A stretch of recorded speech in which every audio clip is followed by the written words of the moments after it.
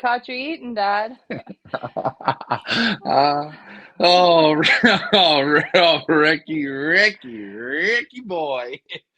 Good, Boy, good oh boy. evening, Just good like, evening, good evening, everybody. We're a little late. Sorry about that. We had some technical issues, but we are here now. This is Leah Ryan and Loft Manager Richard from the Pioneer Racing Pigeon Club of Ontario. We're coming to you live from Toronto and Keswick and England with Ryan. Ryan, I'm going to send it over to you and check to make sure we are live on Facebook and on YouTube.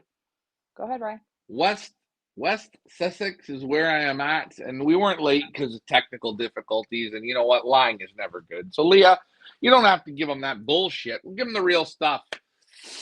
Just left May Pigeon. We had such a great couple days. Awesome, fun time. You will see this photo a little later on, but we had some fantastic Irish coffee martinis. That's why we got just a little bit late. Hey, I couldn't pass that up because, to be honest, I like a good chocolate martini. That was like a chocolate coffee martini. Leah seen the photo of it. It was terrific. We were handling some pigeons today, just going through a lot of stuff, and I always like to end on a high note, so it was my fault. Sorry about that. Back to you, Leah. All right, we are live on Facebook and on YouTube for our Monday Night Pioneer Family Show, where we talk anything and everything to do with pigeons, pigeon racing, pigeon health, pigeons in general. So if you guys have a question for Loft Manager Ryan or Loft Manager Richard, don't be shy, put them in the comments. Who is watching? Let's give some shout outs before we start with the show. Mark Jean is in the house, Jeff Henderson, Dekine Loft, Michael Peevler, hello, hello. Tracy is in the house. Hello, hello. Robbie Taylor, nice to see you guys on. Okay, Ryan, where do you want to start off with? Well, first tip, I'm going to go with Kind Loft there, the Kind Loft. I'm seeing he's posting some great photos of his youngsters. They're looking very good, guys. A little tip here, a big tip. A lot of guys use it here a lot of the time, all the time. Breeders, they like to use a lot of salt. We give them salt for those breeders, just regular table salt. Keep it in front of them all the time. Salt and the red or the pink mineral. Pink mineral and salt. Pink mineral and salt. You can rotate every other day, or you can go every day, whatever you want. So I seen Dekine there. He was posting the youngsters, and it just made me remember that as they say in breeding and racing all the time, the pink mineral, but you see it everywhere. Loft Manager Richard? Yeah, I agree with the salt. I give it to my birds all the time. I give them the coarse salt, the heavy salt. Keep it to them. I keep it to them all the time. Have a spot in the fly pen for my birds. Even for my flyers, they know where it is. When they want it, they go for it. I think I told you the story already last year or the year before. I loaned a bird out to a person. He had it for the breeding season, and he didn't give salt. And when he brought the bird back to me, because I got the salt spot, the bird went in there, totally healthy and back in the fly pen. He ate so much salt, he overdosed himself. So if you're going to give salt, keep it on a regular basis. Don't starve them of it, because they know how much they need. They like it. And if you starve them, they'll overdose themselves on it. That's what happened to me that one time. And a great point that you say that. Just to assure what Richard's saying, I've talked to the guys here, and they say, you got to give it to them, and you slowly introduce it to them. Like, if you have 50 birds in a section, you don't put a bag of salt out. You don't, because if they've never had it, they're going to be like, when you go to McDonald's and you buy 5 double Mac burgers, you're going to just pound them into you and feel like death, and it'll kill you. You start slowly adding it, and then, like Richard says, with your regular birds, you can leave it there all the time, and they'll go when they want it. But that's a big thing. Same with those pink minerals. Excellent. I know both lofts I was at, the amount that they're using, you could see it on the fringe of their tails. When the cocks, you know how the pink mineral sometimes goes on the floor a bit? The cockbirds strut and they drag their tail, or they rub their 10th flight when they're strutting. And you can see it on the wings when you open them up. They're stained with that little bit of red pink mineral. So guys, it's a simple tip. Use it. The 2 top lofts I've been at so far with national results. That means national means the best pigeons of all, United Kingdom, UK, England. They're using salt and they're using the red minerals. We Leah? have a question from Michael Peebler, and he asks, is this the first time for Formula One or May pigeons coming into North America? Right? Absolutely. None of their pigeons, Formula One or May pigeons, have ever come to the North American market. Both of them have crushed it in China. They've won all over. The birds are real good pigeons.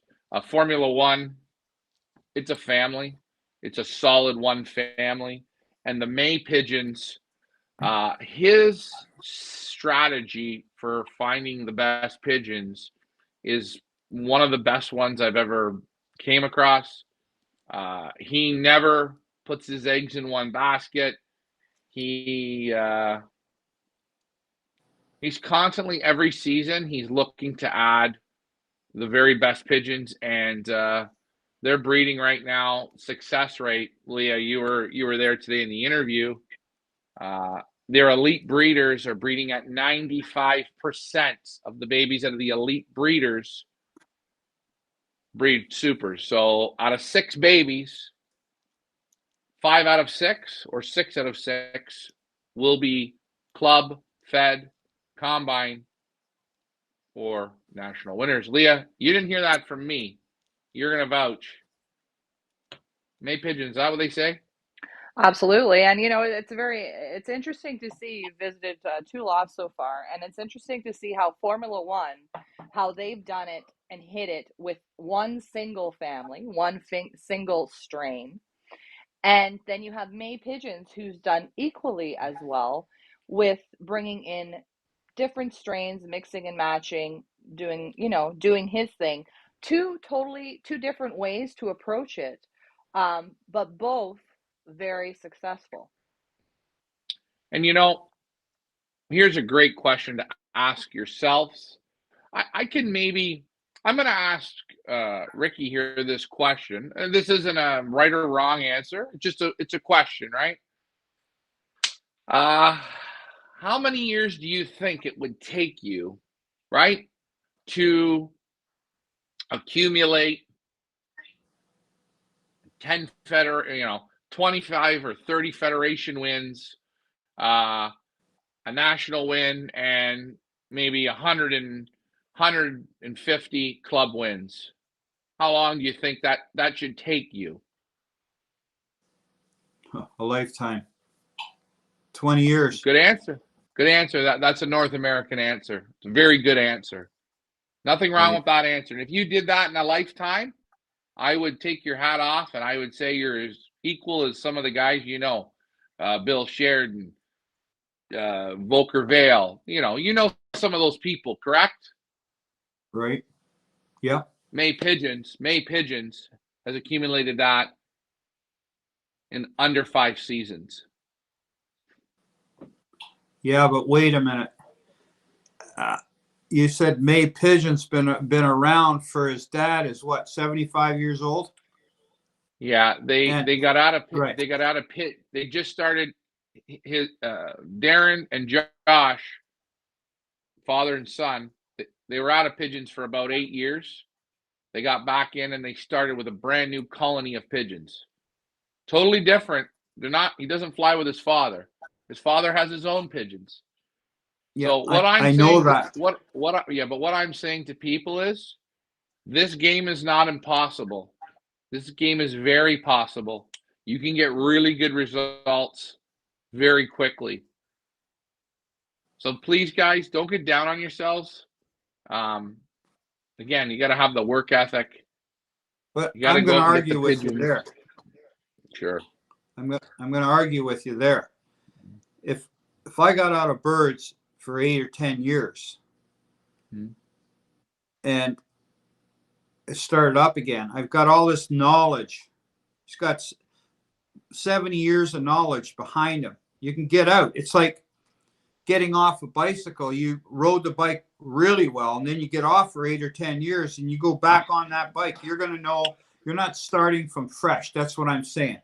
The people No, have the knowledge. They have knowledge. You never lose that knowledge. I understand that. What I'm saying is, knowledge or non, knowledge is always best, sure. But went out, Oh yeah, got 100%. totally different pigeons, totally different pigeons, total different spot of the country, and you went to work, right? And you ask Leah, the results are astonishing. And not only the results are astonishing, what people are getting from him and breeding is even more mind-boggling. Would you agree, Leah? Oh, I would agree 100%. Of course, we're talking about May pigeons, 3 generations. We've got the grandfather, we've got the father, Darren, and the son, Josh. And when you guys see the lot viewing that we did with them today, and you see the loft tour that Ryan did, and the sit-down interview, and you see Josh, who's only 18 years old, and it's like you're talking to a 40-year-old, or I mean, the knowledge that he has at only 18 is astounding to me. It's just incredible. Better pigeon man than me. Let me get to the comments Hey, here. Want to say good evening to Dawn over on YouTube. Henry is in the house. Hello, hello. Tracy says those lofts were ridiculous. And now Tracy is, well, she's not really new anymore, but she's seen us experience quite a few North American lofts. And Tracy's now going to see, as Ryan goes into the UK and into Europe, you're going to see a difference in pigeon lofts, in pigeon flyers, in. Go ahead, Ryan. yeah, no, I was letting you finish. Getting back to Tracy, Tracy asked me some questions about building a loft. And what I want you to do, besides the little John, what's the last name? Cowlin. Cowlin. I call him Little John. He's very quiet, but John Cowlin's loft was made by another individual on the property. He moved into the house and he got that loft. That was part of the deal. So that loft is not built suited for him. But if you look at John Gladwin's loft, Tracy especially, look when he stands up, look at the height of the loft. Okay. And when you look at May loft, when you see that loft tour, Darren May, he's 6'8", and he literally has one. That's it. The sections that he races in, they're fairly tight. They're made for him, and that's mainly in the Youngbird loft. The Widowhood loft's a bit higher, but that Youngbird loft is just suited right there, bang, nice and tight, and they've got control of it. And you'll see the lofts that we go to; they'll all be a little bit different. I mean, at Formula One, they were on the wood chips, which was nice. I didn't mind it at all. Had a nice smell, no pigeon, no respiratory problems. And at Mays, they were all on the wood grading floors, so that was nice too. Both excellent lofts. Now we're going to get, as Ryan goes on these tours to the different lofts, he is picking out little tips that he picks out in these lofts to bring to you guys. And the Pioneer family, on the Pioneer Family Show, you guys are going to be the first ones to see these tips before we release them to the rest of the world. So make sure you guys tune in every week for different tips from the different fanciers that Ryan goes to visit. We have 2 tips this evening, one from Formula One Loft, John Gladwin, another one from the May family, from Darren May. I think what we will do is, how about I show the first one from John Gladwin from Formula One. We're going to show this little tip that we thought you guys would be quite interested in seeing. I'm going to bring up the video here now. Again, this is Formula One Loft, John Gladwin. Where's the video, Leah? Where's the video, Leah? Here it is. Okay, so we're going to watch this, and here we go. Hey, tips and tricks. What are we doing? Where are we at? John Gladwin from the UK, 2020 Golden Doif winner, national champion, you name it, he's done it.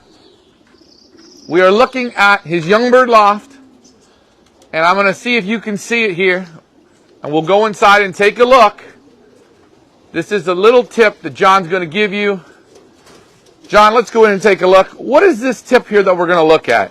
Well, so you can see you've got the orange light flashing up on the top. Right.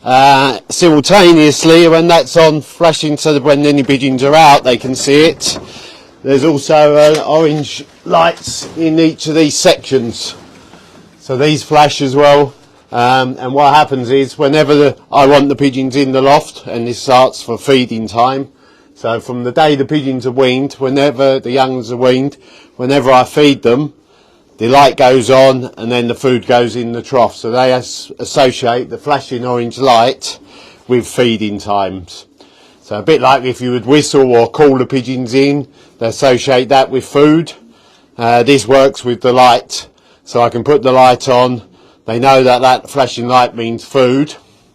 And I have the one outside.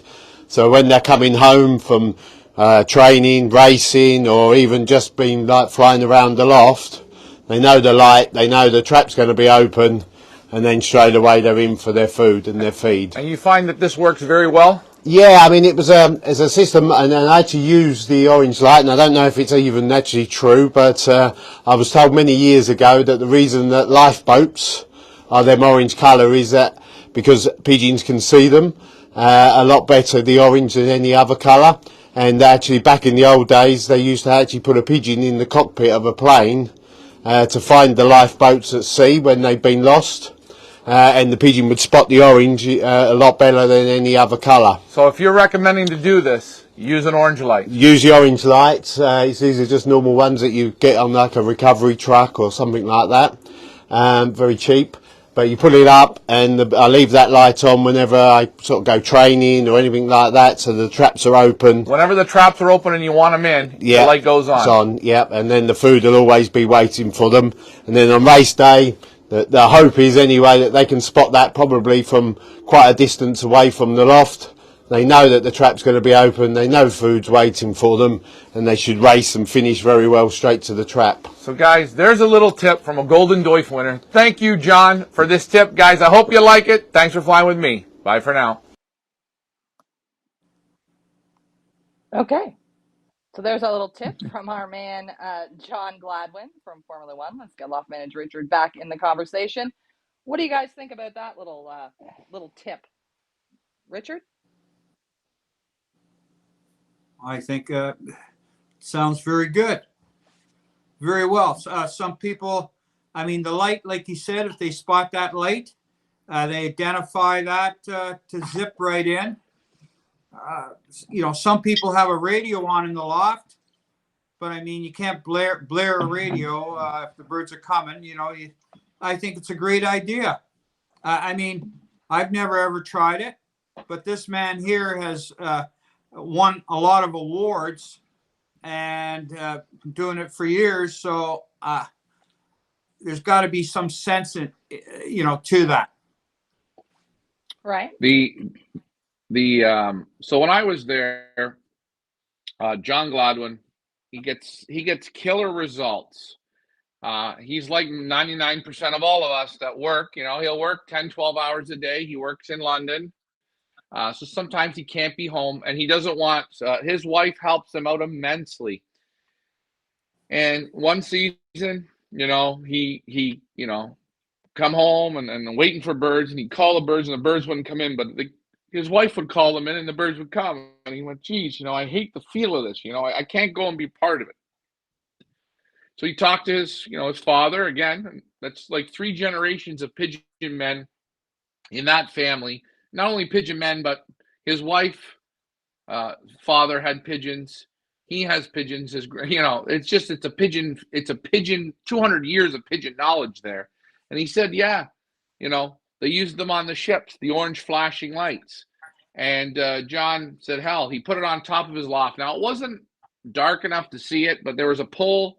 And my apologies, but it's flashing just like this, exact same way. And he said they put that on just for the young pigeons. They don't use it for the cockbirds, the widowhooters, because the widowhooters, they have that motivation. And you know as well as I do, at 500 miles, or 300 miles, 400 miles, there's no problems. Even 200 miles, 100 miles for cockbirds or hens. Old birds or yearlings is a little different. So they put that on, and he said instantly he could be a part of it again. His wife could put them on, put the lights on for him, because he'll take them training. Then he goes to work, and the lights on. His wife gets the birds in, shuts the light off, and that way on race days he can be a part of it and enjoy his pigeons. And I think it's a great tip. The one great thing that he didn't mention in that was, ready? Listen to my voice when you make a call. I'm going to do this, okay? That's my call. Okay? Now, think about this. I'm waiting for pigeons, and I do it. On race day, birds are coming. Oh, birds, right? I'm too excited. I'm too crazy. Radio, if you leave the radio on a certain level, it's the same na, na, na, na, na, all the time. The flashing light, it's the same beat every time. The light, the radio, it shows no emotion. But when you're clocking pigeons, you're jacked up and ready to win, right? And your whistle, your tone, your come on, come on, come on. Normally it's come on, come on, come on, let's go. But you're jacked up and you're going, come on, come on, come on, come on, come on, come on, come on, come on. You're getting all fired up. What are you actually doing to the pigeon? You're startling it. You're taking it out of the relax mode. So I think it's a great form to bring birds in. An orange light, radio. Ulrich Lemons, he uses a school bell. Remember, Leah? Yes, I do. Yep, I do. Annoying as shit.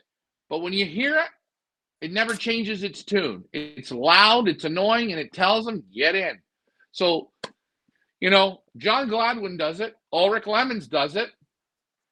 Mark Codwell, he uses the radio, as so many others do. Do you think it works? Well, it must. Is it bullshit? No, it's not bullshit. It works. I'm going to get to the comments here. Mike Vanderyak, where have you been? Nice to see you on, friend. That's our Valentine's gift today. We got Mike Vanderyak back in the house. Mike Vanderyak says, also the lights can be on when you're away training and can't be home to whistle them in. Exactly. Andy Pereira says, use one off of the recovery truck before, and he says it works well. I think Andy, are you in the UK? I feel like Andy's in the UK. Let me know in the comments. Henry says, interesting. Mike Vanderyak, the neighbors would like a flashing light better than a whistle. Yeah, you're right. If you're in a tight quarter or in a situation where you have lots of neighbors around and you don't want to annoy the crap out of them, you might want to try it to integrate this lighting system into your own loft. Why not? And the great part about it is those little lights are cheap. You can put it up on a pole. You can put them along the front of your landing board. You can put them in each section of your loft and get the birds used to it. And just there's one thing, use it. If you're going to start using it, to give it a fair shot, remember to use it. You can't just use it once in a while. It's got to be kind of like breathing. You got to breathe or you won't live. So use it. Yeah, no, 100%. Gallo says that he thinks it's very good. Nice to see you on, Manny. Claudio is in the house. Andy says, oh, yes, 10 miles from the maze. Andy was 10 miles away. You should have came by and met Ryan, Andy. What are you doing? Oh, come on, Andy. Don't razzle-dazzle me. Let's go. I'm at the Travel Lodge. You can make it down for the show. But again, we're on live. I got to ask Andy a question. Why are you up this late, my friend? I'd be sleeping. But certainly thanks, Andy. Certainly nice to have you on board. Antonio on YouTube is in the house. Hello, hello. We have Mark Jean in the house over on YouTube. Rob Wong has a comment. He says, Ryan, believe it or not, but a few of my racing pigeons respond to me very well. I just come and say to them, come on, let's go. And sure, he's startled, but he reacts by getting into the loft real fast. I even point my finger to the landing board and they do it. Well, Rob, whatever's working for you, bud. This is just another little tip that we thought you guys might find interesting, the way that Formula One and does it. And guys, stay tuned for the loft tour. I'm cutting it and editing it now. It's going to be up. Formula One auction opens this Friday, I believe. I'm not even sure what day it is, but I'm going to just put up their little. There we go. Formula One lofts, John Gladwin. Auction opens February 18th. That is, yes, Friday. And all the lots are up on our auction site now. If you guys want to have a look at them at feathersleypigeonauctions.com. A little preview of what's to come. John took the time to do some great breeder videos as well. So please check the details section on each lot and you can see the breeder videos from John Gladwin Formula One Lofts. Go ahead, Ryan. Yeah, the best of the best right there. They're great. Sprint, middle to long. Those birds have it. Under 500 miles, they'll handle the channel. They do the channel from France into the evening, so it's the tougher part of the channel. I was talking to them about channel racing, and they say if you do the channel at the start, well, it's not that tough. You do the channel at the end, it smokes out the pigeons. It's a real what we call a real nut cruncher. That was interesting. Talking about sprint racing, they both say when you take pigeons across the water to that extent, you slow the sprint pigeons down. And sprint pigeons, they have from what I gather, they have a light. When you find the ones that are hitting really good in those certain areas, you find the sprint, like a sprint race is up to 300 miles. It is more than likely a sprint race. You get those pigeons that are real good up to the 150, and then he says you find the next ones from 150 to about 300 that are good. And if you find the ones that are at the 50 to 150 miles that are great, you just seem to leave them there and don't, what they say, overburn the candle. And there's the next group that like it a little bit more, and then there's the next group. And they never take sprint pigeons, super sprinters. I mean, the best of the best. They don't take them across that water because they say it just kind of ruins them. Interesting. We have another tip coming up from Darren May from May Pigeons, which we're going to get to in a second. Mike Vandiak's asking, what country are you in? I'm in Canada. Loft Manager Richard's in Canada. Ryan, where are you at? I'm in West Sussex, United Kingdom. I'm about probably 10 miles from, no, I'm not even, maybe 5 miles from Darren and Josh May, the May family, May Pigeons.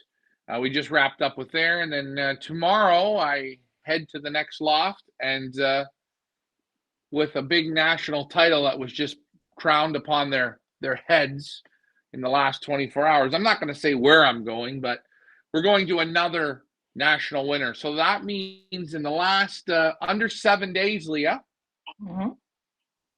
I've crunched out 3 top national lofts, the best sprint loft in the UK, the top national, I would say, in the top 5 national middle distance racing, sprint racing loft in the UK. And then we're going to go to a different country to crunch out the killer sprinter. And I'm not going to say his name, but I can't wait for tomorrow because I'm flying a great airline and I get to put some Old Spice on me. Yeah, thanks, Leah. Thanks, Leah. Hey, and you know. Go ahead. Okay, Ryan. Antonio's got a question, but go ahead. Finish what you're going to say. All right. Before you guys see the Darren May tip, he gave us a couple really good tips, and we're not going to show them all tonight.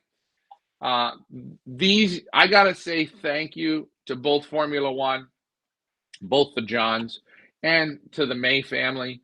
They really allowed me to come into their home, be a part of their families. Both families took me in as if I was a family member, to where the point was, you don't have to knock on the door. Just come on in. You're part of us, and going out for the dinners and allowing me to ask them questions for you guys and giving me some pretty good little deep secrets fun things, interesting things that they weren't afraid to share. So hats off to those guys. They're all top class guys. But the tip from Darren Mays, or you guys, I think will like it. It's such a simple tip, but he learned that from his grandfather, and his grandfather is, I'm going to say it, he's one of the best pigeon men I've met. There's sometimes when you're in greatness. And Leah, you heard him today on the phone. He's everything and more.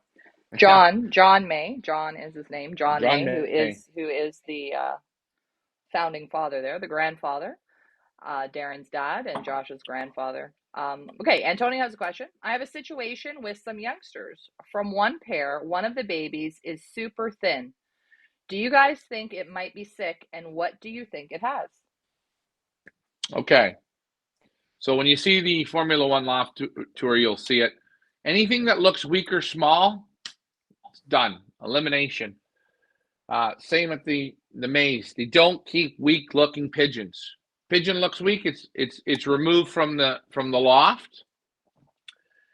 You have to think. Normally, 99.9% of the pigeons that go out to do anything for you, they don't have a backwards day. I'm going to throw this at Richard and say this. Well, listen, guys, this is proof is in the pudding. Richard, tell them about the Kenora hen. Oh, never sick a day in her life. She flew 21,000 miles in races alone. Forget about training. And I lost her at 17 years old in the fall. Nice October day. I let them out and a hawk picked her off. But never sick a day in her life. Right? We're just using that as an example. That's the thing. Guys, what these guys look at is they're looking for faults. They're very fair pigeon men. They give their pigeons the very best. And what do they ask for? An egg. A baby comes out and there's two in the nest. And even though one's smaller, but he looks good and he's strong, okay, he stays. If there's one that's skinny and runty and it just looks like a problem, he's never going to climb that mountain. And these guys aren't here to win club races. They're here to win federations, combines, classics, and the granddaddy, the national racing. And they say, if you need to start fixing pigeons, there's a problem. If they buy a pigeon and it comes to them and it gets, something happens, it can't handle the stress load, and it's off, it's removed from the loft. If I could say something, it may sound stupid, but I had a fella say to me, I had a nest that was chipping out, and the one egg was chipping, and it was a day. He said it still hadn't chipped out. It was still chipping out of the shell. And I said to him, you'll see the second egg will start chipping. It'll be out. Like, if it starts in the afternoon, it'll be out by morning. He said, yeah. I said, you know what you do with that first egg? Throw it in the garbage. Because it took him so long to come out of the shell. And what happened was, he says to me, you know what? You're right. That bird came out and then it died. The young one, the first egg. Something wrong with it. Coccidiosis. Hey. Maybe it had canker. Right? Hey, question, Richard. Yeah. Question. What's the first race a baby pigeon has to win? Chipping out of those eggs. There you go. Wait. And Leah, what do we talk about? Common sense? How simple is it? But it's so simple, but it sounds stupid saying, well, look at this thing here. It took after a day to chip out. Meanwhile, the other one started chipping in the afternoon of the same day. The other one was chipping out, and by next morning, bang, it was right out. So the power, right? Yeah, it's the power. It's the will to win. It's the intangibles. It's the ness. It's the smallest things make the pigeons winners. And, if you're willing to listen to them and you're willing to believe in what these gentlemen say that have got to this level, then you learn.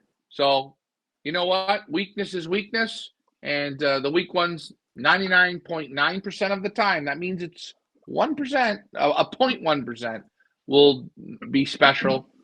I hope that answered your question.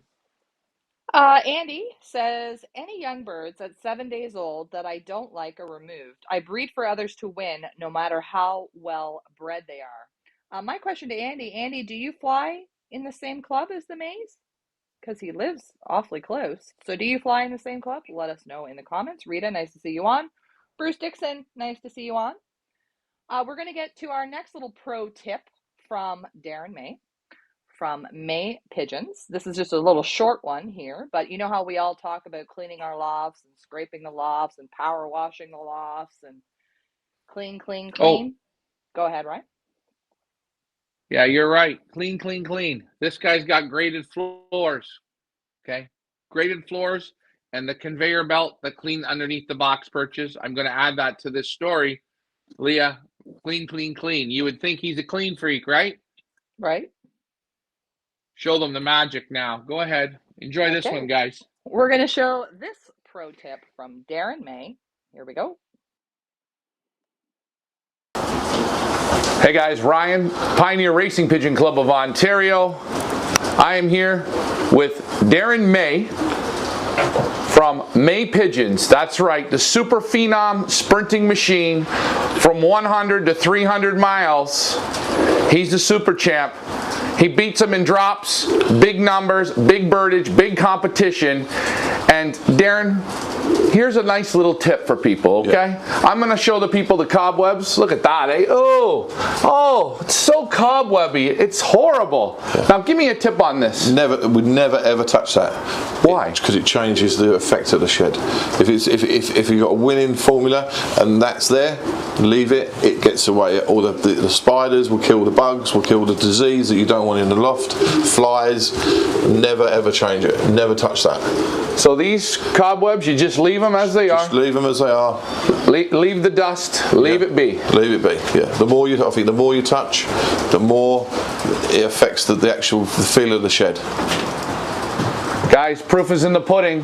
National wins, multiple combine, federation wins, club wins. Hey, when you race, what are you there to do? To win. Thanks, guys. Thanks for the tip. No problem.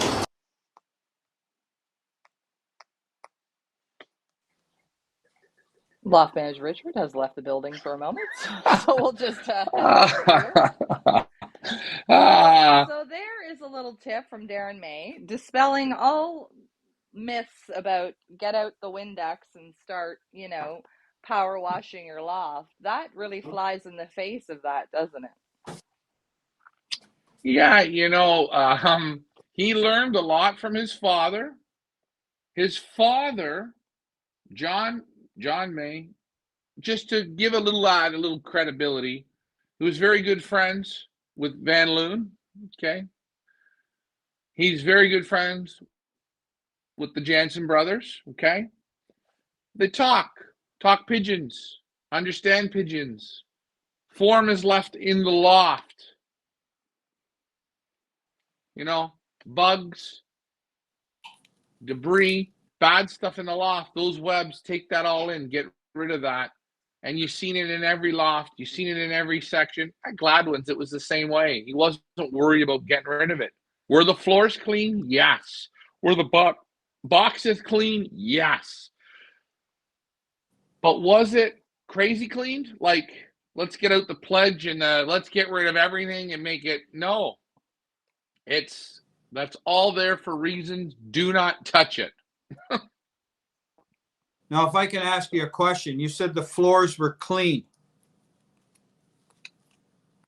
What do I mean by the floors clean? I would have to say, dry litter, Richard. Emil Denny's dry litter or Anna Gochan's dry litter. They don't have grates. They leave the litter down dry, right? Well, the Mays, they do it as well. They just have grading down, and everything goes through it. And they'll clean it out twice a year and let it rebuild up.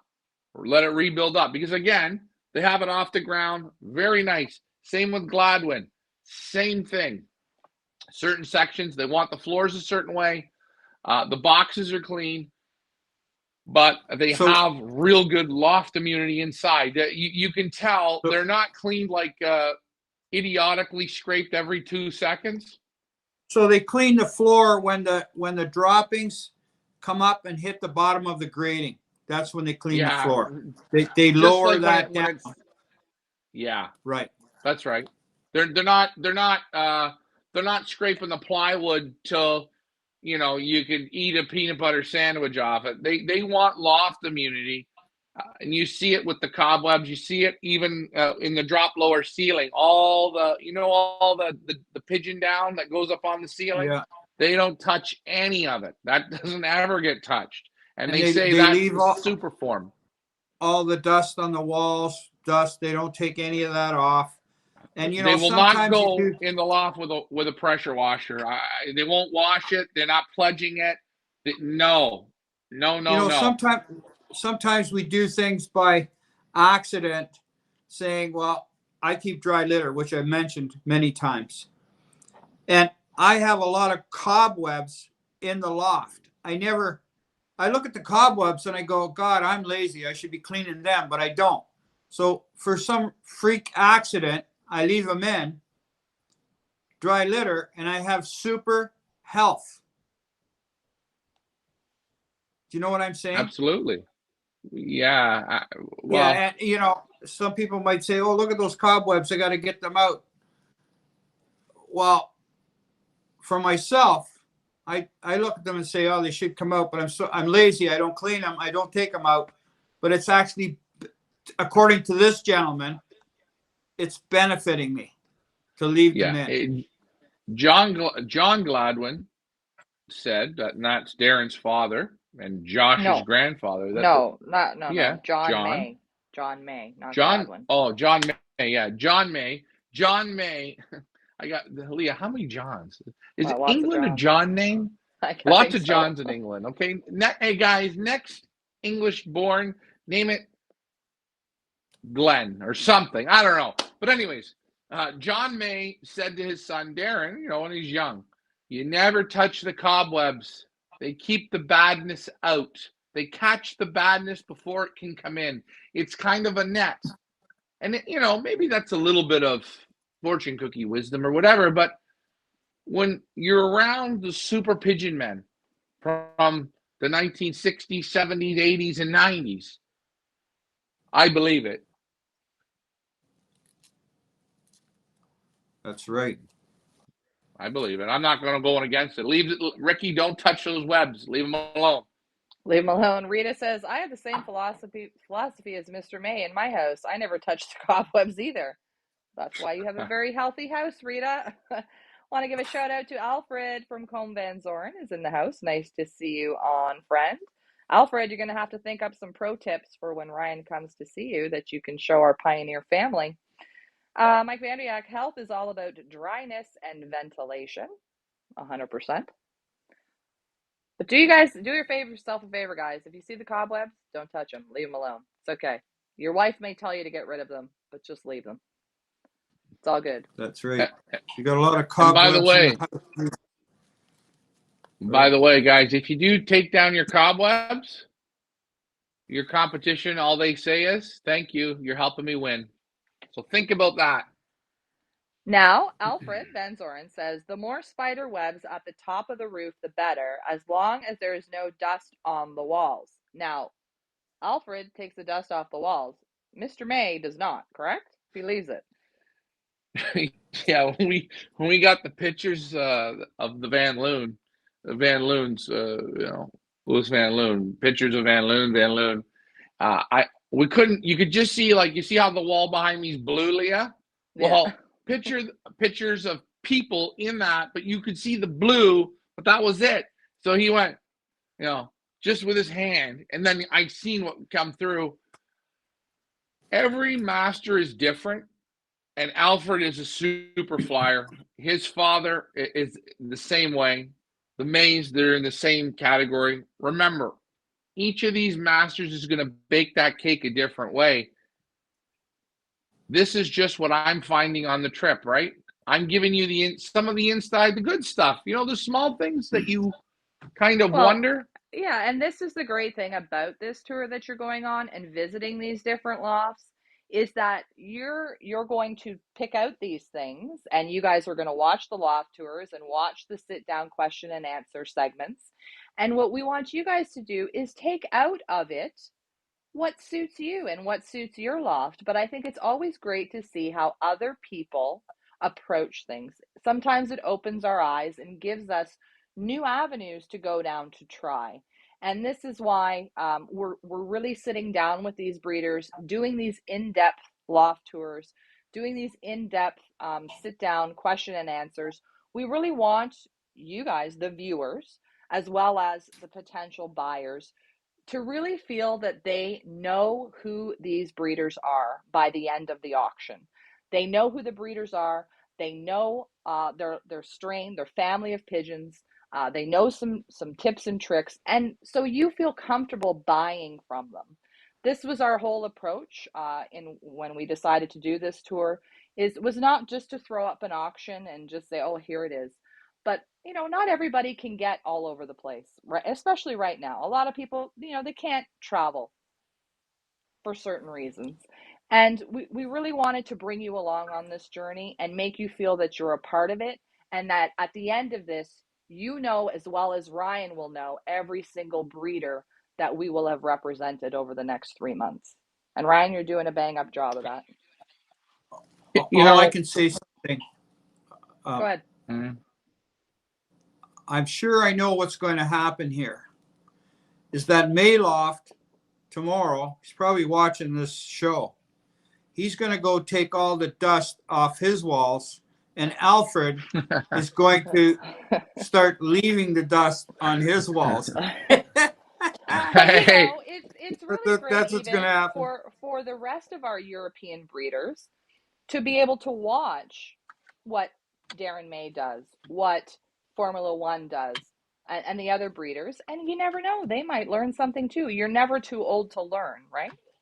I want to give a shout out to no. Daniel Herman on YouTube. He says, your commentary is spot on for the videos. Thank you very much. Clyde Beckford says, thanks for the information. Our pleasure, guys. If you guys have pigeon questions, put them in the comments. Don't be shy. Go ahead. Getting back to the tours, with each breeder, we try to do a little bit of live stuff before you guys get to see it. So it's like a teaser, an appetizer, whatever you want to call it, a little drink. Get a taste of that. The loft tours that we do, again, I'm sort of new at it. I'm getting to it. I'm getting better. I think my first one was good with John Gladwin. I think the Darren May one is a little better, and probably by the end it'll be better and better and better. We try and give you close to 2 hours of in-depth footage, questions. I'm constantly nailing them with, I hope, questions that you guys want to ask. Be patient in them and watch them and listen and really enjoy them, because these guys, they took time from their work schedules to sit down and give you a piece of them, their pigeon knowledge. And I think they did a superior job. They helped me out a lot, helped us out a lot, helped you guys out a lot, and they went the distance. You're going to see, if you guys, next week on the Pioneer Show, if you have youngbird sickness, right? That word, oh, it's bad. Natural tip, you're going to be able to see it on next week's Pioneer Show. I was going to show it today, but no, you know what? You guys got to tune in next week for it, because it is a super one. You'll like it. Take it away, Leah. Alfred says, I have a surprise for you when you come to me. He's going to take you to a good friend of my father. He is 84 years old and is definitely one of the toppers with less pigeons than us. Oh, well, there you go. We're super excited to see that. Yes, guys, we will be at Combe Van Zoren Racing Pigeons in the Netherlands on this tour. We will be sitting down with Alfred. We will be doing the loft tour. And now we're going to go and visit one of Alfred's friends, which can't wait to see that. Exciting times ahead. Go ahead. Yeah, they open the doors. I will say, you visit these true champions, and I call them really true champions. They're winning. They're nice guys. They're good people. They care. They love the sport. They love to win, sure, and they love to beat the ass off people. But I'll tell you, they really enjoy the pigeons, and they want to. They more than anything, they want to see the sport get bigger and better. And they're feeling the same pinch as we are in North America. Got to get rid of the old people. Unfortunately, that's what you hear, and we got to move in the right direction. I don't think get rid of the old people, but we have. So I don't think that's not how you meant so, it. I well, think you meant we have no, to make sure that we replace the older make sure we have somebody to replace the older generation. It's the circle of life, right? I think that's what you meant by that. well, no, it's kind of like having being a parent. I'm not a parent, but I see it. Parents that control their children. No, don't have a cigarette. No, don't have a drink. You got to be home by 10 o'clock at night. And the person, the kid, the poor kid, that started when he was 10. He's getting yelled at when he's 15. The same damn story. And at 23, he's getting the same shit again. Uh, you gotta breathe, right? You gotta let it go. You gotta let people try things and experiment and grow. And I don't mean get rid of the old people. Keep the old people flying, but hey, older gentlemen stuck in your ways. Let's find some new ways. Let's grow. And like Darren, Josh, like they said, you know, pigeon racing, we got to make it for young people. Young people want to be pro athletes and do other things. That there's money involved. There's all this great hype and publicity. What do you get in pigeon racing? A piece of paper? Who wants to sink in time and energy to get a piece of paper for nothing? It's nothing. You know what? A bag of corn is $50. Training your birds, going out and buying a super pigeon. Hey, ask Alfred. Go and buy a direct child off of his Olympiad winner. You know what? It's going to be expensive. And what do you get out of that? You dump your money in. Sure, you enjoy it, but what are you getting out of it? You know what you're getting? Nothing. And in life, nothing's free. Nothing is. So we better make some adjustments. Hopefully we will, or the sport will die. So nice to see. I don't know, if you guys saw it, but John Cowlin, who is also part of Formula One racing, you see he's got two boys, two young boys. I think one's probably, I don't know, it looks like he's about 5. The other one's maybe 9-ish, around there. And Yep. right from the time that they're little, they're always in the loft. They're always handling.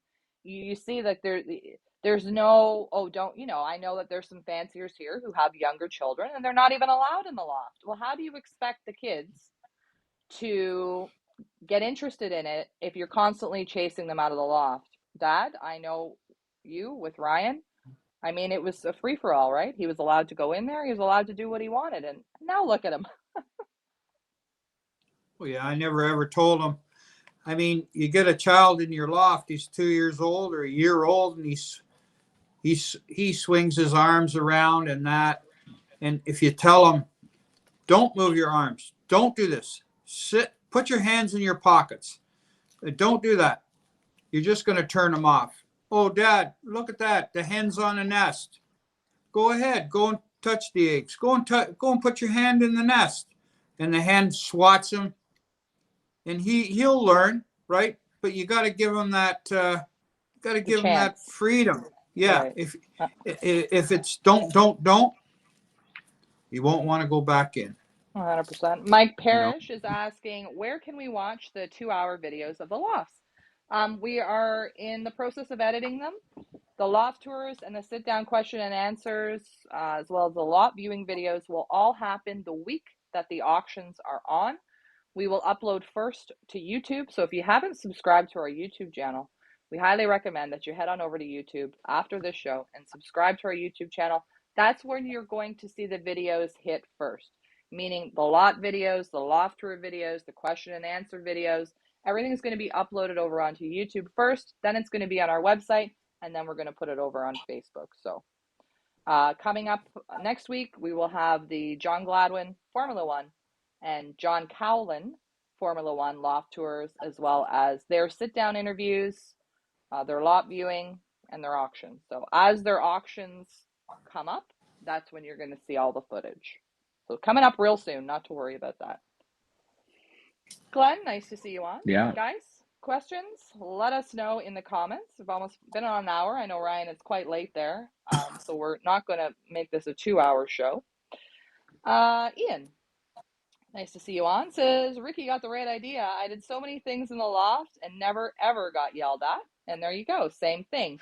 Ian's father was a flyer, and I guess let Ian do what he wanted, and look at Ian. Definitely, guys, don't deter your children. We need the youth. We need to replace ourselves. It's very important to get the kids involved. Speaking of getting the kids involved, Alfred, Kiki, and Mac, which are his daughter and son, are busy with the pigeons every day. It's already kind of a competition for them who has the most beautiful and who has their loft the cleanest. And you guys are going to get to see Kiki and Mac Van Zoren when Ryan goes to visit Alfred. Kiki she is kicking ass and taking names over there. I'm super stoked. Ryan, you're going to have to sit down and have a little chat with her as well. Well, Leah, you're really pulling me in all directions, but absolutely I will. And it is funny to see, but you know, kids have rules. You got to think. Remember, adults, when you have kids or you have grandkids, they have rules. Okay, don't touch the stove; it's hot. Okay, don't swing the knife around. Don't. No. Parents' key word is no. Don't. Stop. Shut up. Sit down. Those are the words. Okay, I was a kid. I'm still a kid. But in the pigeon loft, step back for a second and say, if I can get this kid to love pigeons like I do, because it's so much fun, and they love it, just slowly creeps into them. Because you don't say no. Yeah, go touch the eggs. Go be a part of the loft. Go feed them. Be a part of it with them. And just in that point, don't say no. Let them fall in love. You will find out. Leah, you know Josh May. You see how he is today. You know, about 7 years ago, he's a lot younger, 12, 13 years old. Okay, still young. They went to the Lear market and bought some fancy colored racing pigeons. They went to the shoemaker. Richard, you were there, the yellows and the grizzles. His father went and did this because the boy liked the colored pigeons and wanted to have some. And he just wanted his son to enjoy the pigeons. And, you know, he wasn't worried about winning a race. Hey, go out and get a yellow. Go out and get a blood red. Go out and get a grizzle. Fall in love first. You don't have to start winning right away. Fall in love first. And the kids, they will. Kids love pigeons. You show me a kid that doesn't love pigeons. Richard, if we went to the school and brought a bunch of grade 2s, would they all just be like wanting to just go crazy in there? Oh yeah, 100%. Yeah. 100%. Who are we talking about again? We're talking about, of course, May pigeons. 3 generations of pigeon fanciers in the United Kingdom. There you see them there. Got Josh is the son. We have Darren is the father, and little John there is the grandfather. Super people. Amazing to see what they have accomplished in such a short time, the 5 years that they've been back at racing. And amazing to see Josh. I'm telling you, you guys, when you guys see this lot viewing that we did today with Josh, because Darren wasn't able to make it, incredible. Chris Marshman is in the house. I want to give Chris Marshman a big hello and a big thumbs up to Chris Marshman and her nephews for the freedom fighting that you guys are doing in Ottawa. Thumbs up to you. Hold the line, Chris and your nephews. Good job. And thank you to our truckers. Back to you, Ryan. Yeah, very excellent. It takes a lot of balls and a lot of love for your country. I know we all have it, but Marshman, Chrissy there, she's putting on a show, which is great. Thank you. Richard, you had anything to say? Well, I was going to go back to, I thought it was kind of neat when Darren from May Lofts was watched you with the interview, and he was talking about the Jansen family, and you said, oh, you know that you went to the Jansons? Yeah. And it was kind of neat because he said, definitely I know the Jansons. He says, I have a picture of myself with the Jansons. Yeah, And I right in the thought that was chair, kind of right, neat. right in the Yeah. magical chair. Yeah. Yeah. And I if thought you that Yeah, was guys, you know, kind of, if you guys haven't checked out the Van Loon little segment that Ryan, you did that today? I don't even know. I think it was today. Was it today or yesterday? I can't remember. Anyway, direct Van Loons from Darren May. If you guys haven't checked out that video, check it out. It's uploaded over on YouTube, and you can see Darren's collection of Van Loons direct from Van Loon do, himself. Go ahead, Ryan. do you know, talking with John May today, I actually, it was really nice. It was kind of just like like a icing on the cake. He came over and we started talking about pigeons and, Van Loon. That's a very big name, very prestigious name. And John was so very well liked by Van Loon that in John's lifetime, he knew Van Loon over 20 years. He purchased close to 500 direct Van Loons. And he said to me, Ryan, they were a pigeon of another level. They were magical pigeons, and they never seemed to stop winning and winning and winning and winning. And he said it was always a blast going there and learning and talking pigeons. And he said Van Loon always took very good care of me. Whatever we would purchase, it was like they were magical pigeons. They could win on a national level. This is what you see when you get there, right? This is what you know. I mean, I know, you hear stories even about the Jansen brothers. Darren was there. He went. He sat in the chair. He got the cookie out of the biscuit.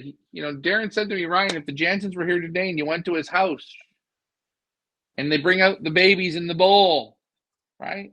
You sit in the chair and they bring out the babies and they're in a nest bowl and the baby's exactly, Richard, as we've said, 12 to 14 days old.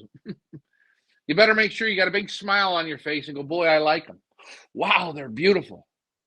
Man, they're awesome. I love them. Wow. Because if you don't, he'll show you them. Take the bowl like this, go back, put them away, and you won't get any pigeons. And he'll just grab the list, and pick it up, and say, who's next on the list? He wanted everyone to love the pigeons, have that magical feeling, like when you see the Walt Disney, the castle, and Tinkerbell, and boom, the music comes on. It's that good feeling. If you didn't have the good feeling, he didn't want you to have his pigeons. Really a simple way of looking at things, isn't it, Leah? No, it sure is. Bruce Dixon said those Van Loons are spectacular. Well, Bruce, you never know what might happen in the next year or so. Stick with us, folks. Michael Peebler, support the truckers, the backbone of the road. They sure are. Ian Sybil, Canada, free and strong. Absolutely. Michael Peebler says Josh works in a pigeon store. Yes, he does. He does go to school, but he does work in a pigeon store part-time. Ryan got a chance to go and visit him today at work at the pigeon store. Mike Green says that he gets colored pigeons for my wife and kids to keep them into them. See, Mike's got the plan down. That's exactly what you do, Mike. Exactly. Don't put your nose up at the colored pigeons. If the wife and the kids like it, and that's what gets them into it, buy the colored. Abdil Pino, what is your next auction coming up? We have two coming up here shortly. Let me just do this here, and I'll put them both up side by side. That didn't work. Oh, yes, it did. Okay, here we go. So we have May pigeons as well as Formula One lofts. Formula One lofts is first up. Formula One lofts opens this Friday at featherselitepigeonauctions.com, and May pigeons opens February the 26th. The Formula One lots are available now to have a look at for preview on our website. So do yourselves a favor after this show, head on over there and check out the 10 incredible lots from Formula One lofts. Results, and even more results. And then we have May pigeons, and we're going to keep on going. I can't tell you who's after that because it's a secret. Clive Beckford, Okay. Can you tell where Van Loon got his birds from? Can you tell where Van Loon got his birds from? No, I can't tell you where Van Loon got his birds from. I don't know that answer, and I can't tell you why Walt Disney picked to use Mickey Mouse as his character. I never, as I do these loft tours, I feel on behalf of Feathers Elite that we're building something for the future. 5, 6, 10-year plan with these breeders to work with them and grow and bring the pigeons throughout the world, have it be Australia or China, North America, the UK, Europe. We're working with our breeders. Great question. Thank you for that. Maybe one of the best questions of the night. Thumbs up to that. I will get to the bottom of it. Maybe you know, but I don't. If I could say something, is a lot of these top flyers, they had, let's say, Van Loons, but they were a combination of birds that he went and bought a super bird off a person and then injected it into his line and kept building it from there. And then finally, after so many years, he had such a strong line of pigeons. I don't believe, like the same as Jansen's, Stefan Reet, all these people, they had good pigeons. They bought one great pigeon from somebody else, put it to their line, or they borrowed it and they split the eggs or whatever they did, and that's how they worked. They were tough flyers. They had strict rules for the birds, and like Ryan said, I think it was John, the May loft, or they said Gladwin. They don't put a bird into their stock loft until it's flown for 4 years. It has to do the work. 4 years. Has to fly back to back, week after week, for 4 years before it is accepted into the breeder loft. There are some exceptions that the first year the bird wins 6 races out of 10. The next year it wins another 6 out of 10, and it's okay, and it's out of that blood. Then we'll stock it. But all what they say, Ryan, they raised about 120 young ones at the end for youngsters. At the end of that first year, as youngsters, they had 100 left. And then, so the next year they got to fly. The next year they got to fly. They got to do that work. So they're strict. And getting back to it, what I can say, because when I talked to John May, we talked about the Iyer Camp Van Loons. John May was at Van Loons for 20 years. They bought pigeons for 20 years. So in a 20-year relationship, you really start to know, when you went over and sat on the chairs and watched the birds come home, have dinner, friendly, right? You become friends. You learn things. And to get back to Iyer Camp, John May said nicely, there were never Grizzle Van Loons, but Iyer Camp had Grizzle Van Loons. So Iyer Camp had crossed a little bit to get a little grizzle in there because, again, marketing of pigeons, everyone likes a little bit of white gold, a little bit of war paint, and you see things. It doesn't mean that the Iyer Camp Van Loons aren't good. They had a cross in them. And what made the Van Loons such a special magical pigeon was they crossed very well with Jansen's, or people were crossing them and they hit. Still today, I have people ask me, where are the Van Loons? Where are the Van Loons? Where are the Van Loons? Those Van Loons that you've seen today on the show, that's it. That's the last ones that I know of. I handled them. They were 2008 pigeons, Richard. They were like handling the Seagull again. The quality was 12 plus on them. The babies that they were breeding were 12 plus. And it's nice to see super family like that. That was like, again, going to the candy shop. You seen it. Man, I was mind blown when I seen what I seen. Thanks for showing us that. I really appreciate it to May Lofts. We have a question from Alex over on YouTube. Is getting squeakers the best way to get into pigeon racing? So for newbies, if you're just starting out, what would be your plan of attack? We'll ask Ryan and then loft manager Richard. Ryan, what would you do if you were just brand new and starting out? I kind of do some research if I'm going to start racing. I like what May says. I mean, he went and bought 20 babies. You buy 20 babies from one guy, 20 babies from another, and 20 babies from another, and he'll test them all together and see what works for him. Or you can go out and you can buy pigeons. There's so many ways you can do it.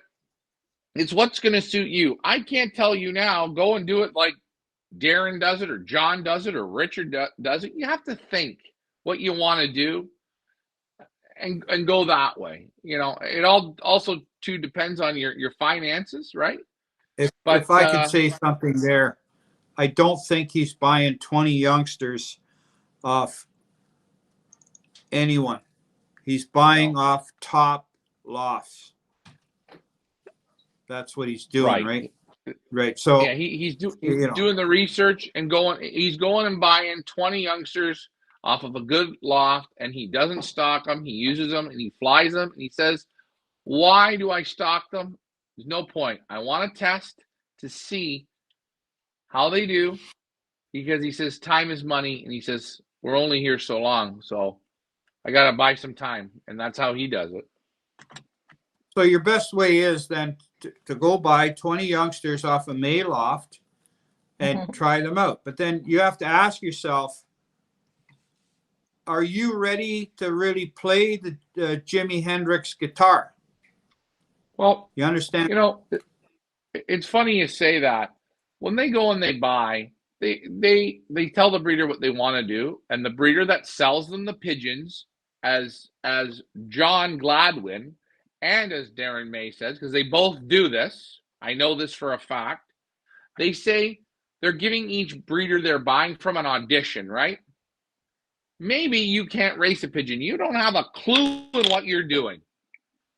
But if you go and you get pigeons from a real good pigeon man to try and fly them, and then you go get pigeons from a run-of-the-mill or from just nothing, and the guy gives you some, 10 birds from Gary, 4 birds from Ron, whatever. The good pigeons should be the good pigeons still in your loft. The good ones should find a way to get to the top. No matter what your system is, even if you're 40 minutes behind, the best pigeons should still be your best pigeons, even being 40 minutes behind. First to your loft. And maybe if I can just interject here, perhaps if buying pigeons from a national winner or somebody like Darren May or Formula One or Alfred Van Zoren is not in your, let's say, price range because you're just starting out, you know what? Find top flyers in your area, in your club or in your combine, the ones that are hitting it season after season and are winning, and start there, and then work your way up. You could go that route as well. Go ahead, Ryan. And a reminder, guys, a reminder. They're getting birds from guys. They're doing the research. I've been put on to a few guys already. Like, trust me, I'm ready to go look because I understand it. I see it. They're not paying 1,000 euros a bird for test birds. They're off test kits. Okay, now obviously, when a guy like John Gladwin or a guy like Darren Mays, because they know how to play the pigeon, yes, maybe they get the odd better. The guys raise the bar a little bit because they know the pigeons are going to a real pigeon man, right? But overall, they just buy from test kits. And you can ask Josh May. He says, we have test kits. If you hear what his test kits have produced for people, and they're not out of the elite breeders, they're not out of the second set of breeders, they're out of the third sets most of the time, they're phenomenal. The results are there because it's a family of pigeons. It's their cultivation. John Gladwin, same thing. He tests birds. He brings in whole families to test them against his own at Formula One. Remember, if you're not exercising the muscle, you are going backwards. You're flying the old Del bars, you're going to get the old Del bar result. And I'm not knocking the Del bars. I'm not knocking that. I'm not knocking the Jansons. I'm not knocking the Van Reets. I'm not knocking those pigeons. But what century are we flying in? What year are we flying in? And what pigeons are we flying? There you go. We will get back to the questions. Alva is asking, can you export pigeons to India? India, I'm going to have to check on. I'm not 100% sure on that. We can pretty much ship, I mean, all over Europe, all over the UK, North America.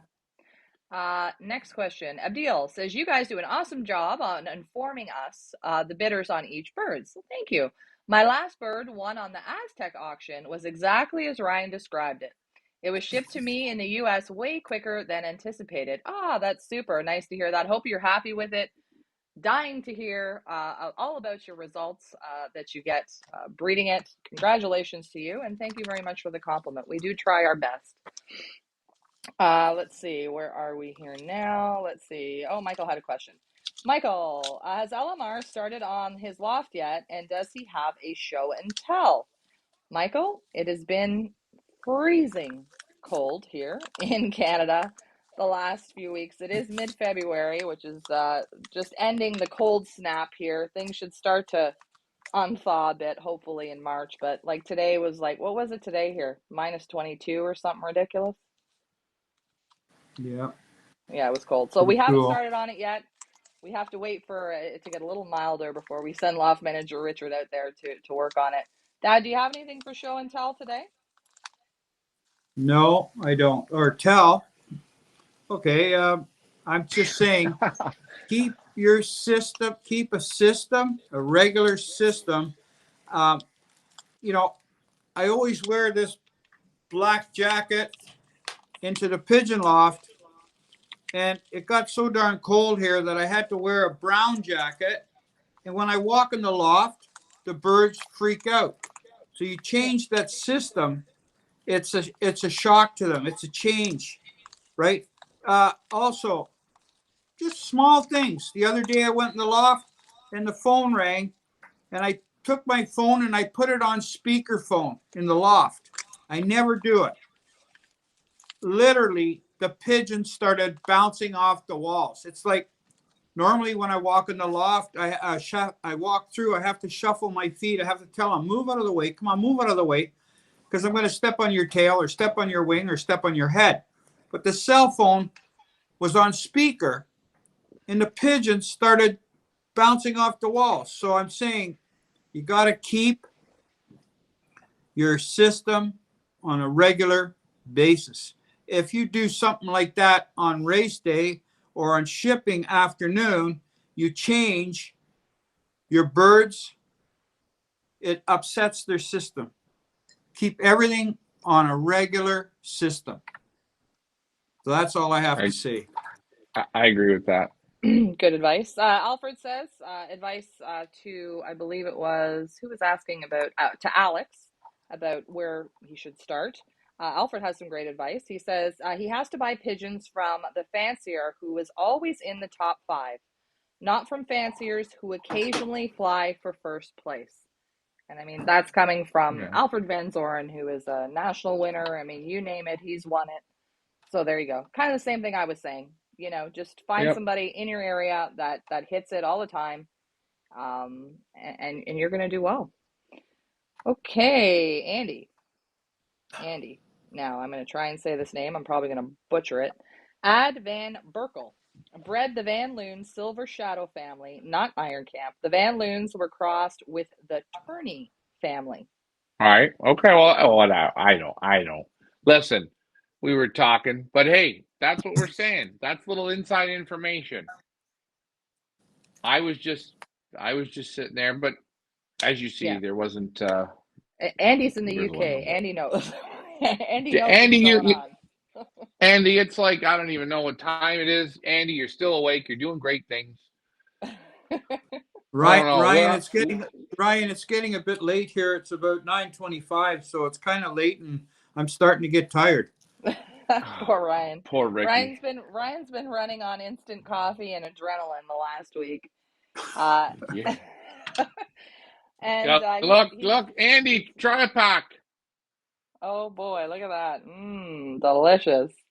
Andy says, and that's where the grizzles come from.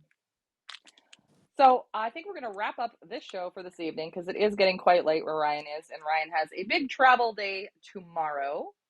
Somebody's asking a question. Rob Wong, Ryan, what countries will you be touring here this month?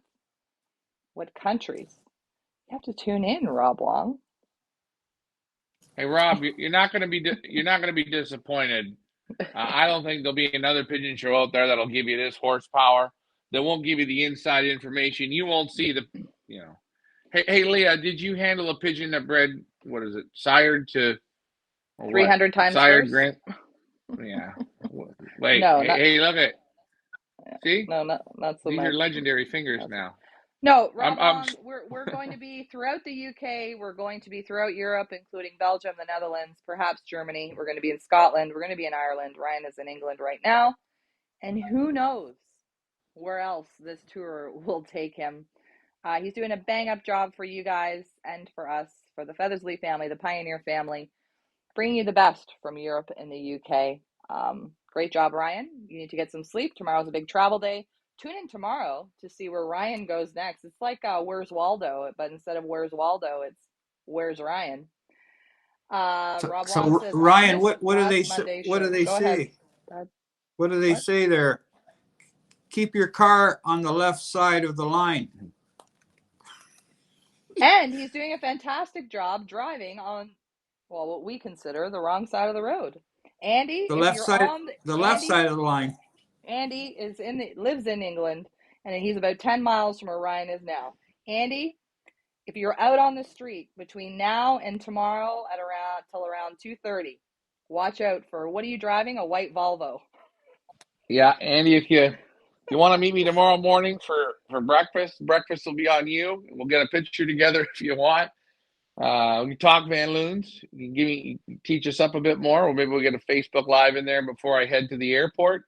Yeah, we're gonna have a busy day tomorrow, travel day. Again, we're gonna hit another Super National winner, master of his. I guess you could say of his island, eh? Would you say, Leah, of his island? Yeah, there's a little hint. Master There's of an the island. island. Where are we going next? I will tell you guys one thing to make sure you are glued to your Facebook this weekend, both Saturday and Sunday, because Ryan will be, I will say where you will be. This Saturday, Ryan will be at the Fugare Expo in Belgium all day on Saturday, bringing you the sights and sounds from the biggest Pigeon Expo, probably in Europe. Ryan will be there on Saturday. And on Sunday, we will be taking you along with us to the Lear Market. And that, if you guys have not seen the Lear Market, you need to check out Ryan's videos on Sunday, live from the Lear Market. I know Loft Manager Richard was there. It's quite incredible to see it. Yeah, and the Lear Market, I'm gonna try and get there for about 4:30 in the morning, before the guys get there, and I'm gonna maybe set up a tripod and put it on a time lapse so you guys can kind of see. I'm gonna try and do that, and we'll just take a look at it and take a look at some pigeons. And I'm really pumped to get back to Fugare. Great show, fun. The atmosphere is always good, and yeah, I think So it's going everyone's to be a gonna fun enjoy time. it. Glenn Thornley guesses Iceland. Well, not so much. Andy says, I know where you're going. I'm sure you do. I think Henry guessed it. Henry, you might have hit the nail on the head. But you got to tune in tomorrow to find out, where will Ryan be? Where in the world will Ryan be tomorrow? And what side of the road will he be driving on? Anyways, great show this evening. You guys, thanks so much for your input. Thanks so much for your contributions and your questions. If you guys like what we're doing, please, all we do is ask that you subscribe to our pages, like, share with your friends, and then we know that you like what we're doing. So you guys have a great night and a great week, and stay tuned, stay glued to your Facebook page, because Ryan will be doing lives. Rob Wong, can you visit Willie Daniels in Belgium? Well, we'll see. We'll see. We'll see about that. All right, Good Night well, let's add Bob Willie to the list. says thank you. Great show, and thanks for the tips too. Take care. Thank you guys so much. I'm Leah.